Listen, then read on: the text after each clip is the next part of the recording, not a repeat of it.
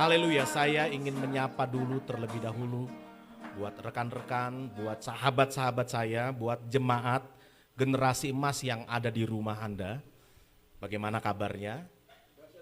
Dahsyat, luar biasa. Yes, yes, yes, gitu ya. Yang ada di ruangan sini dulu nih. Bagaimana kabarnya? Nah gitu, yang ada di rumah tentu dahsyat. Saya percaya, saya berdoa dari tempat ini agar semua kita tetap luar biasa, tetap sehat, jaga jarak. Salah satu orang terkaya di dunia, Bill Gates itu tahun 2015 meramalkan bahwa nanti nih dunia akan mengalami satu goncangan. Bukan karena misil, bukan karena bom, bukan karena perang fisik itu. Tetapi karena ada virus, ada satu mikroba yang bisa membuat ekonomi dunia itu stuck. Itu kata dia dalam tahun 2015, saudara. Ya kita tahulah dari mana datanya dia dengan duit yang banyak dan punya jaringan yang luar biasa itu. Lalu menariknya lagi 2018 dia juga ngomong hal yang sama, dia bilang. Lalu yang terakhir ini, terakhir dia bilang begini, ini tidak akan selesai sampai tahun depan. Gitu. Wah, jadi suruh bayangin ya, ini kalau situasi stuck ini, ekonomi ini nggak selesai sampai tahun depan. Ini ibarat kata gudang makanan kita masih ada ya kan. Masyarakat juga masih banyak nih, walaupun ada yang sudah mulai terpuruk kan. Tapi tabungan kan masih ada nih. Sampai berapa lama saudara? 2 bulan lagi, 3 bulan lagi. Ini masih ada 1 tahun loh saudara. Tapi kalau seorang Bill Gates yang ngomong saudara, kapasitasnya dia ngomong itu bisa layak dipercaya seperti itu. Nah bayangkan berdasarkan apa yang dia sampaikan dan beberapa orang lain juga sampaikan gitu dari hitung-hitungan ekonomi, dari hitung-hitungan banyak lah. Bahwa ini nggak bisa lah selesai cepat. Kalaupun virusnya selesai cepat, tapi dampak ekonominya masih lambat, ya masih lama tuh selesainya kan seperti itu. Nah artinya begini nih, entah dia umat Tuhan, entah dia bukan umat Tuhan, siapapun manusia yang ada di planet ini pasti akan mengalami dampak akibat virus ini. Pasti, saudara. Pasti. Ini derita ini namanya ini ya. Ini penderitaan nih. Ini harus banyak ikat kencang ini kita nih. Perut kita nih makin mulai dari sekarang biasa makan 5 kali, mulai belajar 3 kali gitu. Besok mulai belajar 2 kali, itu 1 hari mungkin belajar 1 kali. Biasa makan yang enak-enak mulai makan. Di sini di rumah singgah itu cukup luas tanahnya. Kami lagi coba bercocok tanam ini gitu ya. Jadi kalau mungkin terjadi sesuatu itu ada singkong di belakang bisa dibakar, bisa dimakan gitu. Ada itu semua ada di depan, ada pisang, ada itu pokoknya banyak lah, ada ayam dan macam-macam semua itu. Nggak ngerti kok kayak mau mempersiapkan, enggak sih. Kami memang sudah mempersiapkan seperti tapi nggak ngerti ketika virus datang, saya pikir juga ini jalan yang luar biasa ya. Nah begini, akhirnya kita ada di satu kondisi bingung. Bagaimana dong dengan janji Tuhan? Umat Tuhan, mungkin engkau yang ada di rumah mulai lagi berpikir nih, iya ya, ini baru awal nih ternyata ini. Ini berapa bulan lagi ke depan nih, apa yang terjadi bagi kita? Derita apa, masalah apa yang akan kita alami saudara? Ya kan? Kita lagi berpikir gitu nih, lagi siap nih satu jembatan untuk masuk ke sana. Untuk masuk di medan padang gurun itu saudara. Itu udah diambang deket banget dengan kita nih. Ya, deket banget dengan kita. Nah maka saudara, maka hari-hari ini kita bersyukur. Tuhan menyampaikan firman-Nya lewat hamba-hambanya. Termasuk kita pagi hari ini saudara. Termasuk kita. Saya percaya Tuhan lagi coba ngajar sesuatu nih. Di peristiwa-peristiwa ini kepada kita semuanya. Baik engkau yang ada di sini maupun engkau yang ada di rumah. Maka lewat kebenaran firman, yuk coba kita belajar. Ada satu kondisi yang hampir mirip dengan apa yang kita alami. Yaitu kondisi dari seorang tokoh di Alkitab Perjanjian Lama yang bernama Ayub, saudara. Ini menarik nih kita belajar nanti ya. Mari sebelum kita masuk lebih jauh lagi, kita akan baca satu ayat yang mendahului untuk kita kupas bersama-sama. Saya berdoa agar pertanyaan kita itu yang bertanya begini, Pak, lalu apa yang harus saya lakukan di hari-hari ini? Pak, bagaimana dong saya bisa memaknai ini dalam sudut pandang iman, dibilang gitu ya. Bagaimana saya bisa tetap percaya kepada Tuhan di situasi yang sulit, makan mungkin nanti.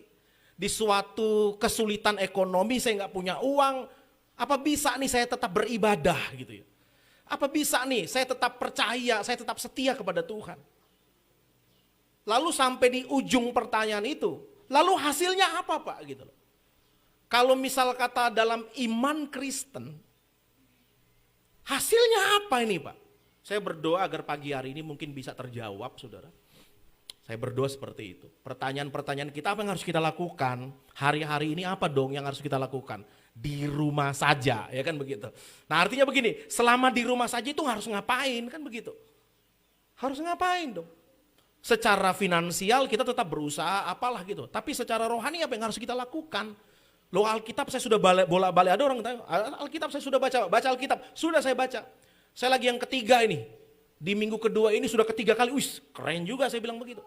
Lah kamu berdoa dong, oh saya sudah berdoa Pak. Doa keluar kamar nggak ada makanan, masuk lagi kamar saya berdoa lagi Pak. Keluar kamar ya tetap aja nggak ada hasil apa-apa di meja, saya masuk lagi, saya berdoa lagi. Isi saya sekarang itu berdoa aja kata dia gitu. Wow gitu, oke ya.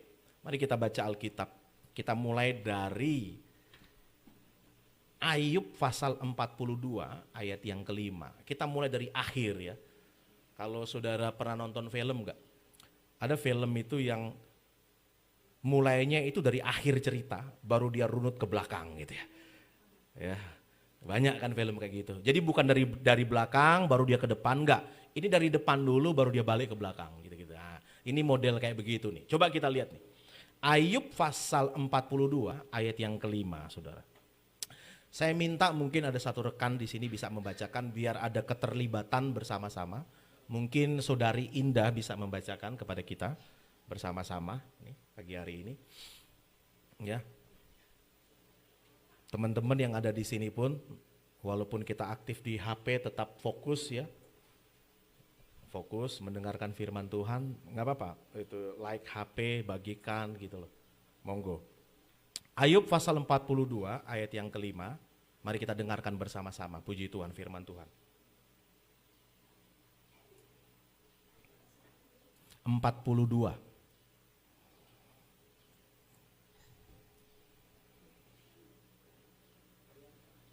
Ayub pasal 42 ayat yang kelima. Perasaan udah bengak-bengok ya tadi ya. Mik. Oke.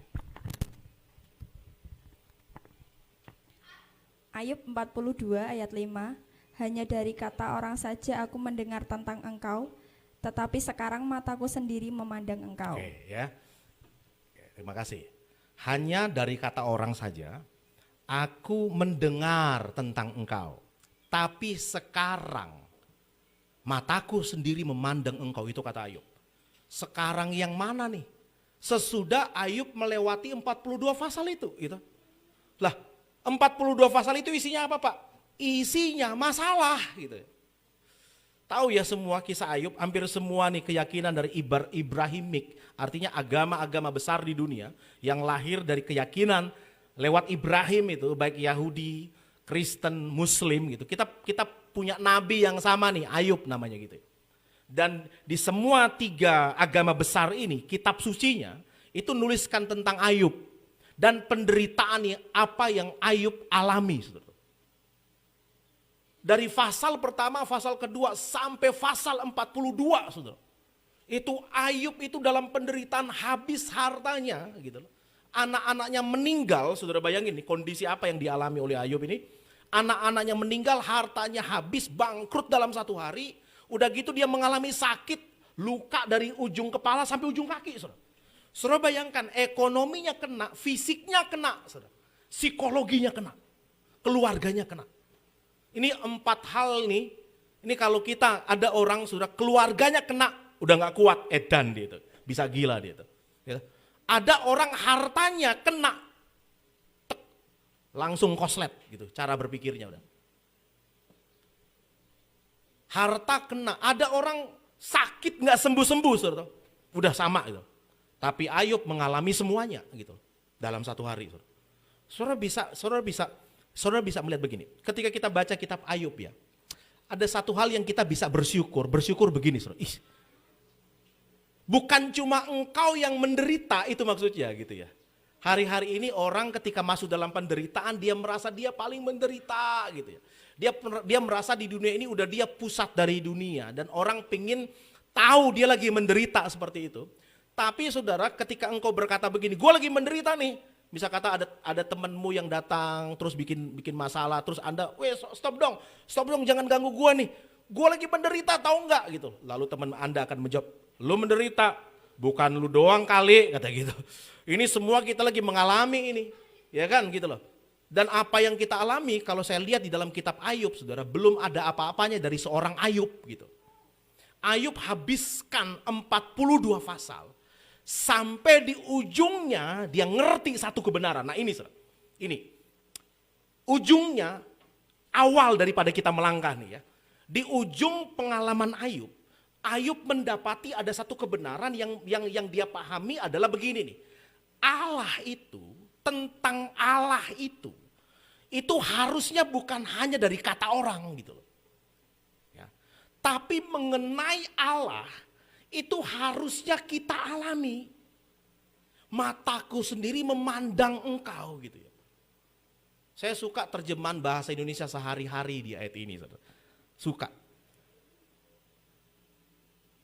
Dibuat Tuhan mengenal akan Tuhan gitu ya. Itu dalam bahasa Indonesia sehari-hari itu. Jadi saya baca-baca dalam beberapa terjemahan Indonesia, baik terjemahan lama, terjemahan baru yang lain gitu ya. Saya cuma dapati dalam, ini terjemahan bahasa Indonesia ya. Saya cuma dapati dalam terjemahan BIS gitu ya. Dia tulisnya begini nih. Dulu pengetahuanku tentang engkau hanya dari kata orang. Saya suka terjemahan ini. Jadi kalau hanya dari kata orang, dia pakai kata pengetahuan gitu ya. Dulu pengetahuanku, oke. Itu dari kata orang, dia mengetahui, dia hanya mengetahui di situ. Tapi sekarang nih, kata dia gitu, ya. Ku kenal engkau, kata gitu. Bukan dari kata orang, tapi aku melihat sendiri, bukan lagi pengetahuan tuh, tapi pengalaman. Nah, ini beda kan gitu. Hari ini banyak orang coba sok mengetahui tentang Tuhan, saudara. Dari apa? Dari ilmu yang disebut teologi. Mereka belajar siapa itu Tuhan, dari mana itu berasal. Dan akibatnya apa, saudara? Ratusan tahun nih, ribuan tahun habis dalam perdebatan gitu. Orang memandang Allah dari sudut pandang ini nih, teologi A. Oh Tuhan itu bla bla bla bla begini.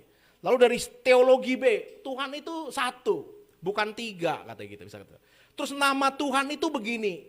Yang lain bilang nama Tuhan enggak, nama Tuhan itu begini gitu, kata gitu. Ya kan? Isinya perdebatan gitu. Ditanya kepada mereka, lu pernah lihat enggak?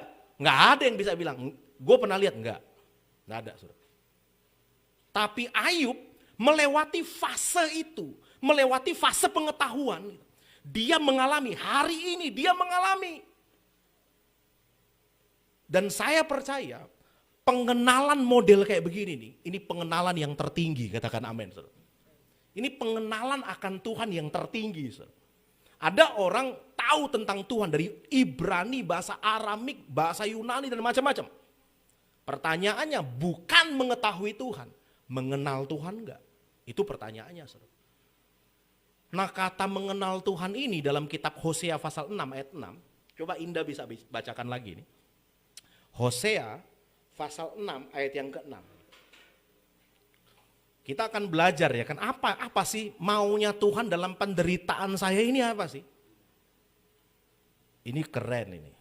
Kalau Anda berdoa, Anda buka hati, Anda akan mengalami, Anda akan melihat bahwa ada tujuan ilahi yang hebat, yang dahsyat ketika engkau dan saya diizinkan Tuhan masuk di padang gurun. Masuk dalam satu situasi yang tidak mengenakan bagi kita, saudara. Coba Hosea 6 ayat yang ke-6, saudara. Hosea 6 ayat 6. Aku lebih suka kamu mengenal aku dan selalu mengasihi aku daripada kamu membakar dan mempersembahkan kurban kepadaku. Terjemahan apa ini kira-kira ini? Indonesia sehari-hari. Ya, ini bahasa Indonesia sehari. Saya suka ini bahasa, tapi baca dulu dalam terjemahan biasa gitu. Sebab aku menyukai kasih Ya, setia lihat ya. dan Terus? bukan korban sembelihan, Oke. dan menyukai pengenalan akan Allah lebih daripada korban-korban Wih, bakaran. keren, saudara. Haleluya, puji Tuhan. Aku nih, kata Tuhan nih, aku lebih suka kasih setia daripada korban, daripada persembahan. Aku lebih suka pengenalan daripada korban. Nah, saudara begini, ini nih, bagi orang gitu, ketika dia berkorban bagi Tuhan, udah tinggi itu tingkat rohaninya, ya kan? Orang diukur dari seberapa hebat dia mempersembahkan kepada Tuhan. Apa aja? Baik persembahan persembahan kalau di perjanjian lama itu persembahan tangannya yang dia bawa kepada Tuhan. Maksudnya itu ada sesuatu yang dibawa ya. Kan ada lagunya tuh. Tidak dengan tangan yang hampa. Jadi ada sesuatu yang dibawa. Zaman dulu ada kambing, ada domba yang dibawa untuk dipersembahkan. Ada juga persembahan mungkin lewat Daud ya, kayak pujian penyembahan kita yang kelas kita itu ada.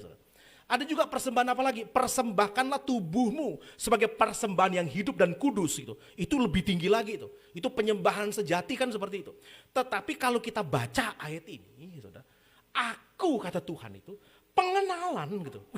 Ada lagi yang lebih tinggi kan? Pengenalan saudara. Wah, ini kalau kita baca iya ya pengenalan. Nah, dalam terjemahan Ibraninya itu dipakai kata da'ah. Sama-sama katakan da'ah. Dah gitu loh. Ya. Dari asal katanya itu ya'dah gitu loh. Sama-sama ya'dah. Ya udah gitu loh. Ya udah gitu loh. Ya udah selesai. Ya amin kita selesai.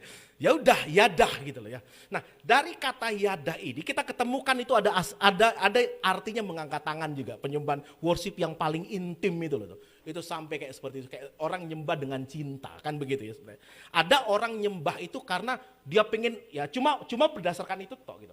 Tapi ada orang nyembah dengan cinta. Makanya dalam pengenalan yang paling tinggi dia ketemu dengan penyembahan di situ. Nah, dari kata yadah kita ketemukan tuh ada pengenalan yang kayak suami dan istri. Ada hubungan intim di situ.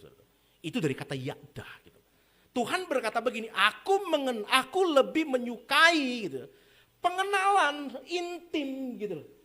Aku lebih menyukai itu tertinggi gitu. Semua korban itu tinggi. Orang ketika nyadar dia harus mempersembahkan berarti imannya itu udah tinggi gitu loh. Sebab ada orang kan datang pada Tuhan berharap dikasih terus sama Tuhan gitu. Datang pada Tuhan berharap Tuhan berkati gue dong, berkati. Jadi datang kepada Tuhan itu kayak bawa pistol untuk nodong-nodong. Tuhan lu berkati gue ya. Kalau gue nggak diberkati, awas, aku nggak mau jadi Kristen lagi kan begitu. Ya, saudara. Tapi ini udah nggak begitu lagi. Dia udah lepas itu.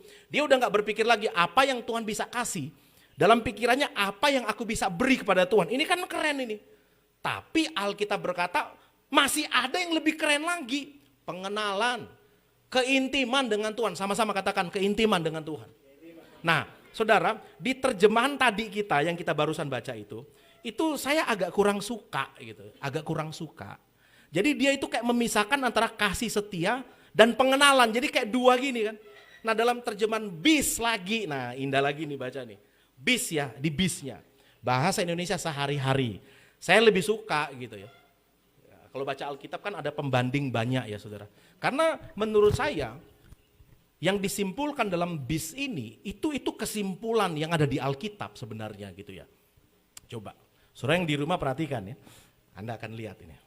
Aku lebih suka kamu mengenal aku dan selalu mengasihi aku daripada kamu membakar dan mempersembahkan korban kepadaku. Nah, gitu.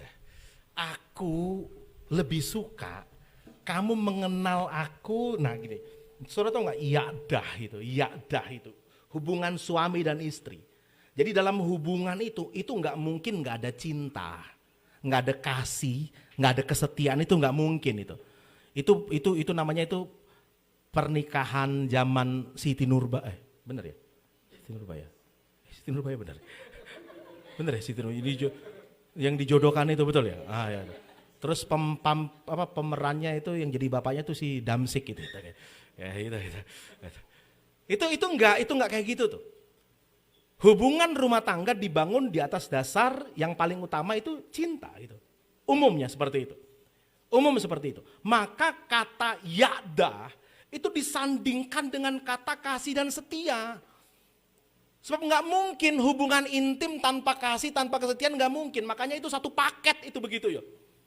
Jadi dia ada di sisi itu. Baru di sisi orang mempersembahkan untuk Tuhan. Nah perhatikan, hari-hari ini kita ketemukan kan. Itu ada orang dia lakukan sesuatu untuk Tuhan itu udah tinggi. Iya tinggi, itu betul tinggi.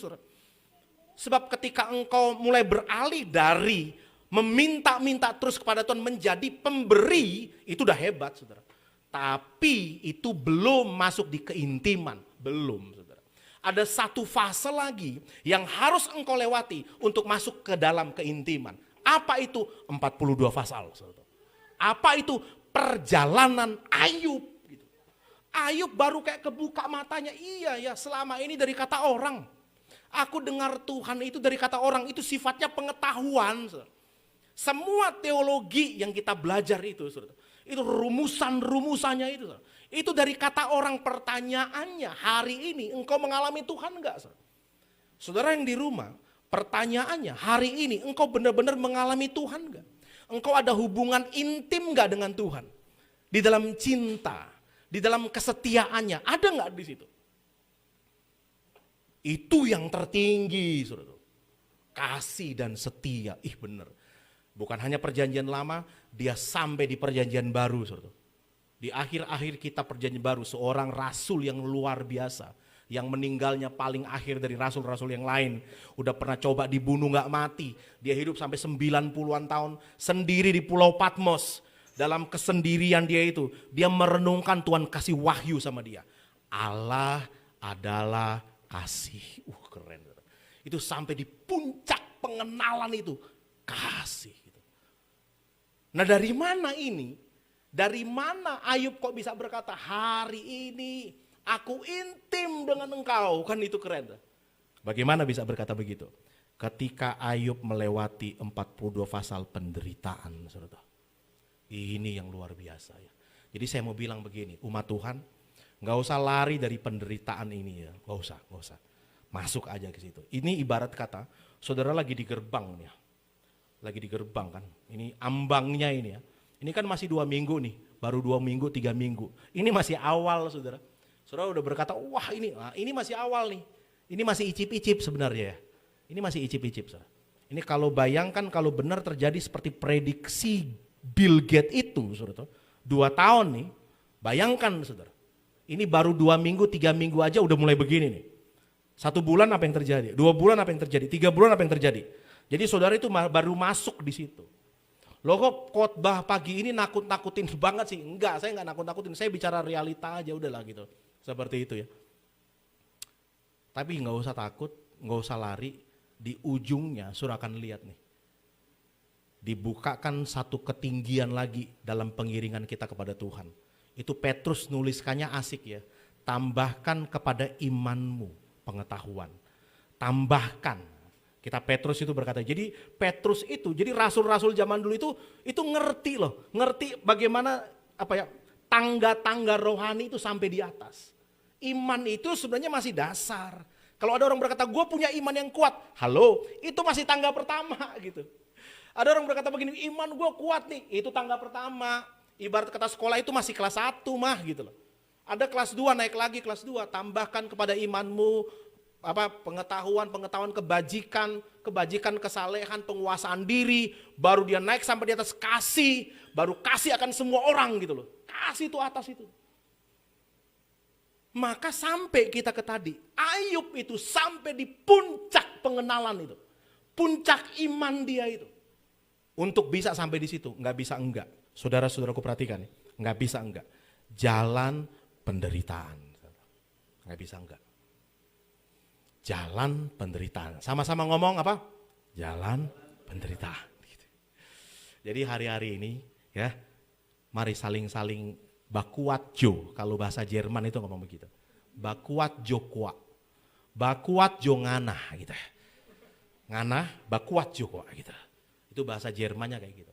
Jadi hari-hari ini kuatkan mental saudara. Banyak datang pada Tuhan supaya engkau dikuatkan saudara. Oke ya, nanggap ya. Jadi seperti itulah gitu loh. Jadi sebenarnya kisah Ayub itu 42 pasal yang dimulai dari awal tengah sampai akhir, itu ujungnya Ayub kebuka matanya gitu. Jadi orang-orang ini kadang-kadang, bukan kadang-kadang, jalan Tuhan untuk membuka mata rohani kita sehingga bisa memandang Tuhan muka dengan muka itu adalah lewat itu sebenarnya.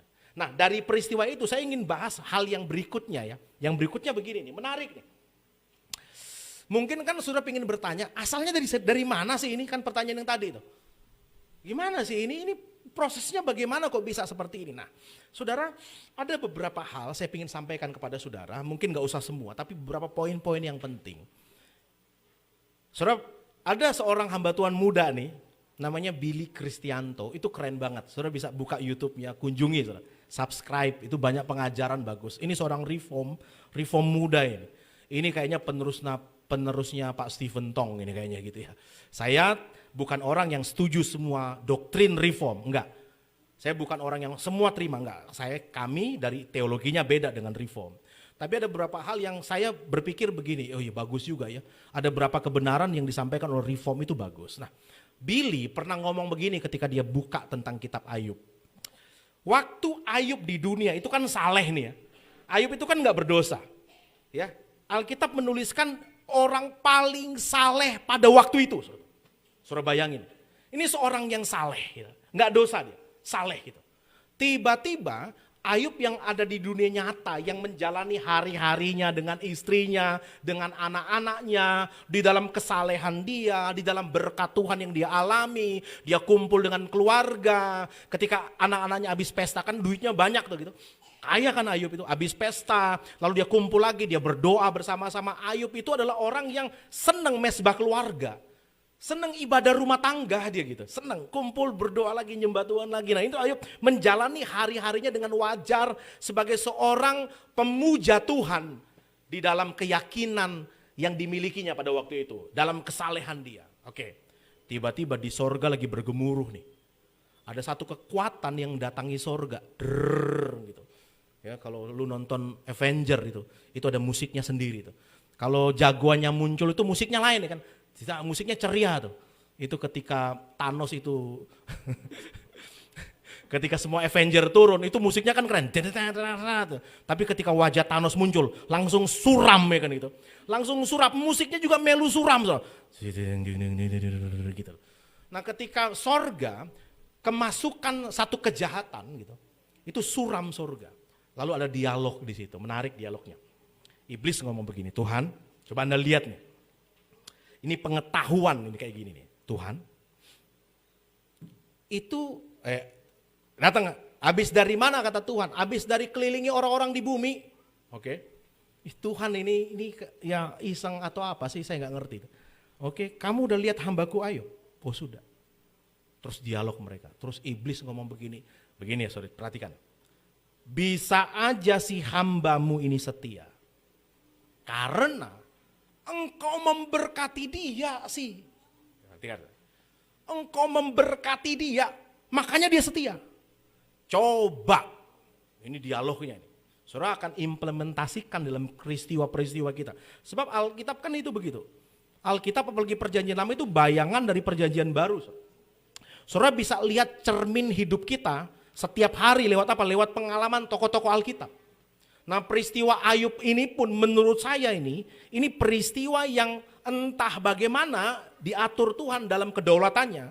Itu diizinkan semua kita mengalami peristiwa Ayub ini. Diizinkan, beneran diizinkan. Tapi ada dialog di sorga, dialognya menarik ya.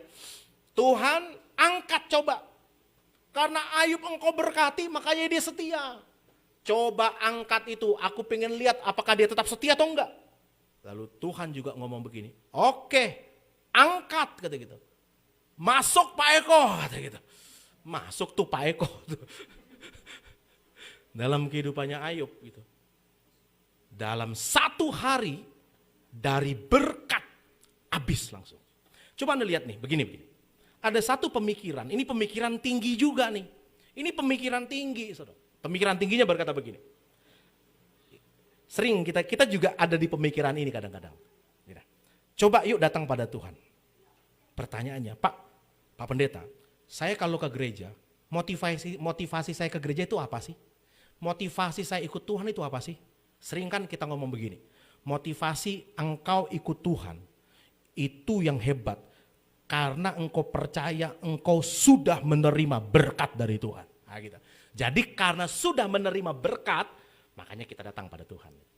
Masih mending itu kan daripada di bawahnya.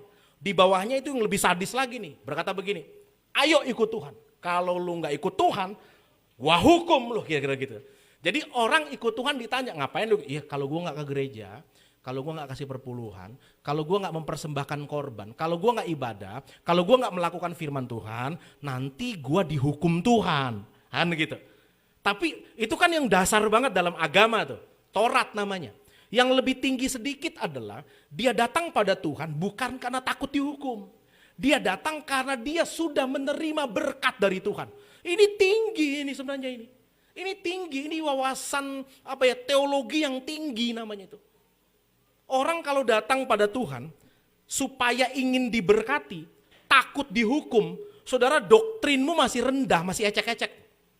Tapi kalau engkau datang pada Tuhan, itu dengan keyakinan karena saya sudah diberkati Tuhan, saya datang. Itu doktrin pemahamanmu itu udah tinggi itu. Itu udah kelas sorga tuh. Tapi mentang-mentang udah kelas sorga, iblis pun bisa sampai di pemikiran itu masalahnya gitu. Itu udah kelas sorga itu. Ya orang datang pada Tuhan, ngapain kamu setia? Takut lu gak setia dihukum? Enggak, gue gak takut. Tapi karena gue udah diberkati makanya gue bersyukur. Makanya coba Anda lihat.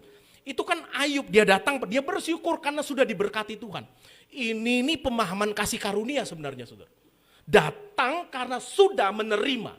Itu keren. Keren daripada Anda datang, Anda takut dihukum oleh Tuhan. Udah keren kan, nangkep maksud saya, nangkep ya, saudara mulai bisa bedakan ya. Saudara datang ibadah, kenapa lu datang ibadah? Iyalah, daripada gue dihukum kan gitu ya. Lu ngapain pelayanan? Iyalah bro, kita pelayanan karena kalau kita gak pelayanan kita dihukum nih sama sorga nih gitu loh. Oh iya, oke. Itu hukum Taurat kan, ini lebih tinggi, ini gak lagi main di situ. Itu gak main lagi di ranah itu, mainnya udah lebih tinggi. Kenapa lu datang? Karena gue sudah diberkati Tuhan, wah keren ya. Karena gue sudah diberkati. Ayub itu kan kayak begitu dilihat oleh setan. Ayub karena dia diberkati. Coba angkat berkat itu. Ini mengerikan. Nah saya melihat nih perjalanan generasi emas. Nih khusus nih ini internal ya. Kalau Anda yang menonton ini belum mendengar khotbah-khotbah di generasi emas mungkin Anda bingung. Tapi jemaat yang ada di sini udah ngerti semuanya nih. Wow, wajah-wajah ngerti semua nih saya lihat dari sini ya. Yang ngerti semua lah gitu ya. Okay? Kalau ditanya ngapain kita ibadah? Oh karena saya sudah menerima kebaikan Tuhan. Kan mantap gitu, mantap. Bukan karena takut, tapi karena sudah menerima kebaikan Tuhan. Oke. Satu ketika ada dialog di sorga nih. Angkat kebaikan Tuhan. Apakah masih tetap mau ibadah? Wah ini, ya kan gitu. Nah Billy bilang begini, bukan yang tadi, Billy yang saya mau sampaikan tadi bilang begini. Itu kayak panggung, ada dua panggung. Panggung yang pertama, panggung yang kelihatan tuh, panggung drama yang kelihatan pemainnya muncul di situ. Yaitu Ayub, saudara-saudaranya dan semuanya. Anak-anaknya, istri, suaminya itu. Itu Ayub sehari itu. Lalu ada panggung yang tidak kelihatan yang di dalam. Yang penonton gak lihat. Itu ada di ruangan dalam. Yang ada di situ tuh sutradaranya gitu. Sutradaranya sama orang yang tempat director atau apa itu kalau di film-film. Di film itu ada dua kan, yang kelihatan filmnya sama yang di belakang itu. Yang syuting itu yang makanya di setiap di setiap foto yang mantap gitu ya. Yang kelihatan cantik itu pasti ada seorang yang ngambil foto yang membayar harganya itu kira-kira gitu. Nah yang nggak kelihatan kan masalahnya itu. Nah dua panggung ini orang lihat Ayubnya, nggak lihat panggung yang di atas, panggung dialog di atas ini, yang berkata begini, coba kamu izinkan aku ambil itu, berkat-berkatmu aku ambil, apakah dia tetap setia? Saudara nangkep ya, begini. Untung kan kita mulai dari ujung, kita ngerti ujungnya gitu loh, kasih dan apa? Setia gitu loh. Kasih dan apa? Setia. Itulah pengenalan. Cabut itu. apakah Ayub tetap setia? Saudara begini, perhatikan. Ini saya mulai merasa generasi emas dibawa ke tahap yang lebih tinggi lagi nih. Kita sudah lewati tahap kita ibadah bukan karena takut. Ya. Bukan karena takut. Bukan karena takut nggak bayar perpuluhan lalu nggak diberkati, bukan itu. Saudara. Nggak main di level itu. Kita melakukan untuk Tuhan karena kita percaya kita sudah diberkati Tuhan, katakan amin ya. Tapi ada level yang lebih tinggi lagi nih. Kita bisa nggak engkau percaya sekalipun berkat itu lagi diangkat nih. Dan diizinkan masuk dalam periode 42 fasal. Itulah COVID-19 tuh. Dari sini kita paham, oh iya ya, ada yang lebih tinggi lagi. Makanya kasih karunia itu bukan cuma blessing. Ya, Petrus juga nyatat dengan bagus banget. Penderitaan itu pun kasih karunia dari Tuhan. Katakan amin.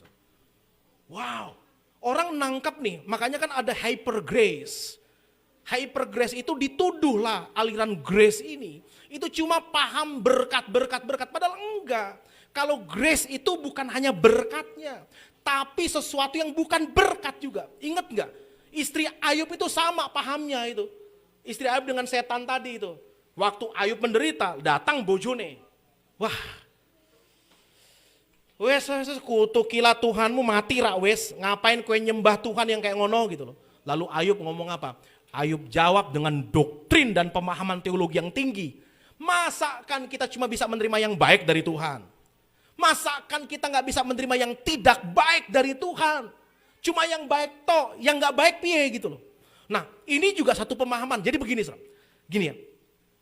Ayub memahami banyak hal itu sampai dia terbuka matanya. Itu dari peristiwa demi peristiwa sehari-hari. Bukan hanya di meja buku, bukan. Bukan hanya di meja kita kuliah teologi, itu bukan. Banyak teolog-teolog itu cuma ditulis, tahu, teksnya dia ngerti. Tapi mengalami, belum tentu gitu.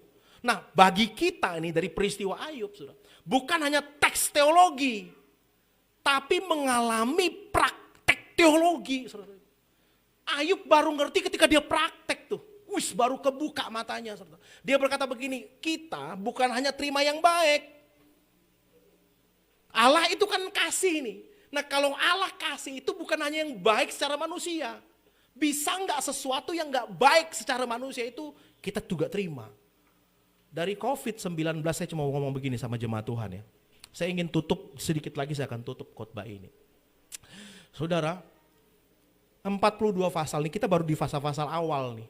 Tapi pasal-pasal awal saya berdoa itu menancapkan kedalaman akar kita dalam pengiringan kita kepada Tuhan. Katakan amin, saudara.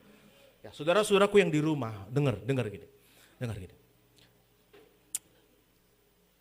Engkau bisa setia ketika ada berkat, oke? Nggak ada sakit, nggak ada apa-apa terjadi, oke? Pertanyaannya, lu bisa setia nggak? Engkau bisa nggak setia dalam kondisi kayak begini? Keuangan mulai menipis kan? Karena ada beberapa teman-teman yang saya tahu sudah PHK udah nggak kerja lagi, ada beberapa teman-teman yang usahanya itu udah nggak bisa ada pemasukan karena semuanya itu delay gitu. Pembayaran semua telat nih. Ini cuma bisa hidup dari tabungan dia juga. Nah pertanyaannya, ketika udah nggak ada itu apa masih tetap setia nggak iring Tuhan? Itu pertanyaannya. Nah ini yang dibahas di tingkat panggung atas. Kami tadi malam bahas begini nih. Ini siapa yang bermain di COVID-19 ya? Wah. Lalu dialog saya dan Rio itu masuk lebih dalam ya. Karena kan diheboh di YouTube ya. Wah ini pasti nih ada seorang jenderal bintang 3 Indonesia, itu di YouTube-nya itu keren ya. Dia bilang begini, itu ada shadow gitu di belakang ini, yang bergerak ini. Ya bener memang, ada bergerak itu. Siapa mereka? Nggak ngerti siapa gitu. Tapi kekuatannya itu terasa. Yang ujung-ujungnya itu akan membuat kita dipaksa untuk pakai chip. Ujung-ujungnya pakai chip. Orang kan ngomong sekarang nih, kalau di teologi karismatik ini, di paham kita, paham kami nih, kami udah denger eskatologi kayak begini 30 tahun lalu. Tahun 80-an itu sudah ngomongin tentang pasang chip, beneran gitu. Ini dibawa di media sosial ya. Ini sudah ngomong nih. Bukan papa saya. Saya cuma punya papa satu ya. Papa dan om-om saya, kebetulan papa saya pendeta, opa saya juga pendeta, om-om saya pendeta. Itu papa saya terlibat dalam tim penginjilan tuh. Kalau mereka KKR, itu ada satu pendeta tua tuh di Rawasari, Pak Riki mungkin kenal. Om siapa itu? Om siapa di Rawasari ya? Yang Pak Riki tinggal itu. GBDI itu ada om udah pendeta tua. Itu kalau dia KKR saudara, itu dia bawa itu layarnya dia. Kalau sekarang kan udah pakai LCD, zaman dulu enggak. Itu pakai semacam MMT, bukan MMT pula itu. Zaman itu kayak apa itu, kayak layar besar di bawah itu. Wah itu panjangnya itu mungkin bisa 20 meter itu panjangnya itu. Itu petasaman ada sama dia itu. Jadi dia ajarin tentang petasaman. Ada 3,5 tahun. Nanti ada metrai 1 sampai metrai 7 metrai. Lalu ada kuda putih, ada 4 kuda. Wah kita dijejeli doktrin kayak begitu. Salah satu yang disampaikan bahwa nanti ujungnya antikris akan menawarkan tanda, akan dipasang di dahi dan di tangan. Itu udah disampaikan kepada kita. Tahun 80-an belum tahu apa sih itu. 90-an, oh ya itu chip itu. Udah diomongin tuh. Cuma tahun 2000 itu udah hilang nih pengajaran kayak begini. Tapi saya masih ingat gitu. Jadi ketika di YouTube ini heboh. Oh iya kita sudah bahas itu 30 tahun yang lalu itu. Chip. Pasti pakai itu, nanti akan ke situ. Nah cuma bukan itu yang saya bahas. Tapi yang saya bahas ada satu kelompok nih. Ada satu kelompok yang mendesain itu. Siapa kelompok ini? Orang kenalnya dengan Illuminati, Freemason dan macam-macam. Oke. Nah cuma bagi saya itu belum panggung atas itu.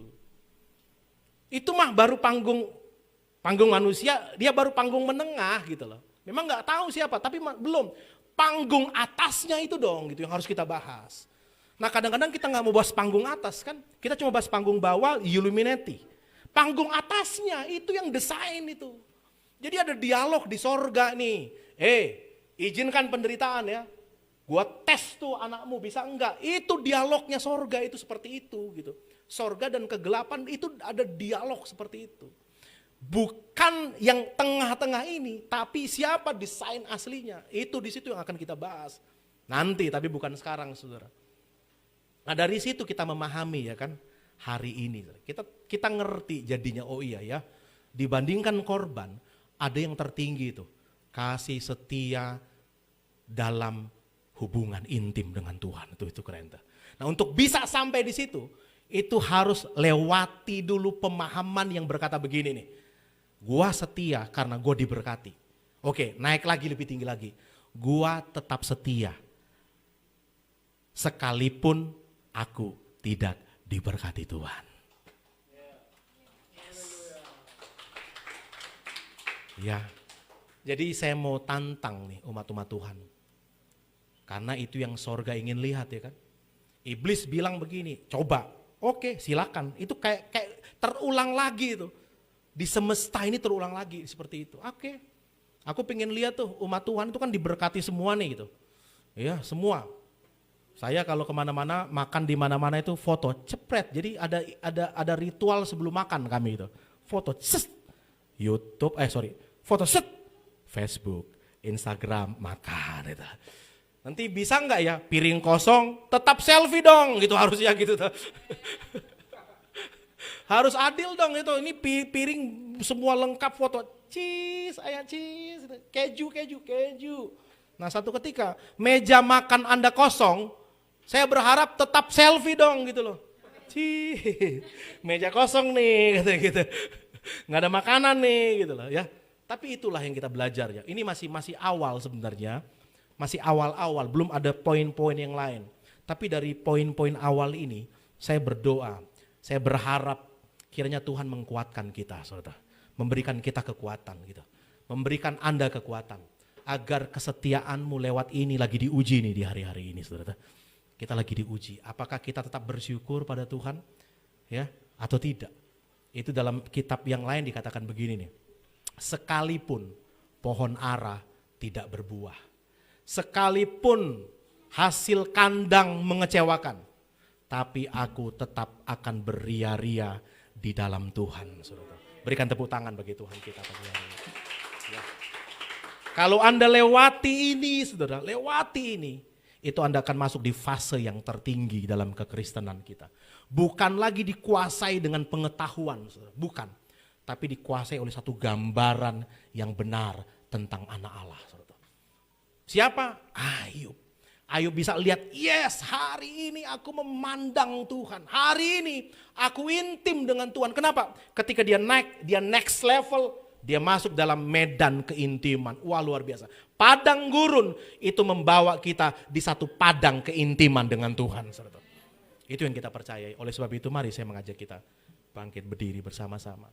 Kita mau bersyukur pada Tuhan pagi hari ini. Haleluya. Terima kasih Tuhan Yesus.